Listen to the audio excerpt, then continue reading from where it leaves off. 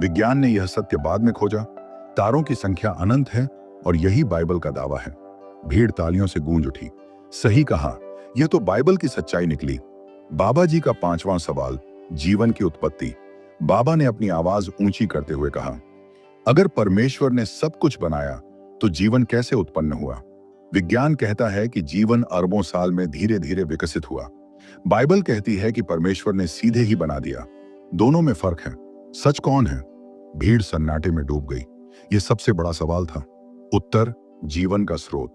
वह व्यक्ति धीरे धीरे बोला, बाबा जी, विज्ञान अब तक जीवन की उत्पत्ति का स्पष्ट उत्तर नहीं दे पाया। बिग बैंग और एवोल्यूशन सिद्धांत हैं, प्रमाण नहीं। लेकिन बाइबल स्पष्ट कहती है जीवन परमेश्वर से आया। विज्ञान कहता है कि निर्जीव से जीवित नहीं बन सकता, और यह सत्य बाइबल के अनुरूप है, क्योंकि जीवन का स्रोत केवल परमेश्वर है। वह आत्मा फूंकता है और मिट्टी से इंसान जीवित हो जाता है। उत्पत्ति 2 का 7। भीड़ हक्का बक्का रह गई। सही है, विज्ञान भी आज तक उत्तर नहीं दे पाया। भीड़ अब 2 हिस्सों में बढ़ चुकी थी।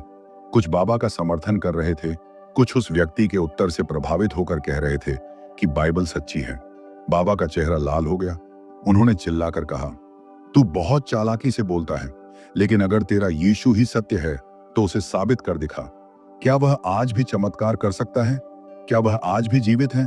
भीड़ गरज उठी, हाँ, दिखाओ चमत्कार, साबित करो कि यीशु जीवित है। वह व्यक्ति शांत खड़ा रहा। उसकी आंखों में आत्मविश्वास और गहरी शांति थी। उसने केवल इतना कहा, बाबा जी, सच्चाई केवल शब्दों से नहीं, अनुभव से प्रकट होती है। अगली बार मैं आपको दिखाऊंगा कि यीशु आज भी जीवित है। भीड़ में सन्नाटा छा गया। हर कोई सोच रहा था, क्या सचमुच कुछ घटने वाला है? जीवित यीशु का प्रमाण। मंच पर माहौल भारी था। बाबा जी के शब्द हवा में गूंज रहे थे। अगर यीशु आज भी जीवित है तो दिखा, चमत्कार करके दिखा। भीड़ जो अब तक तर्क और उत्तर सुन रही थी, अब अचानक उत्साह और अधीरता में भर गई। लोग चिल्ला रहे थे, हाँ, चमत्कार चाहिए, साबित करो कि यीशु जीवित है। हर कोई देखना चाहता था कि अब आगे क्या होगा। क्या सचमुच कुछ होगा, या वह व्यक्ति केवल शब्दों तक सीमित रह जाएगा? वह व्यक्ति, शिष्य समान का उत्तर। वह व्यक्ति भीड़ की ओर देखकर बोला, लोगों, चमत्कार तमाशा नहीं है।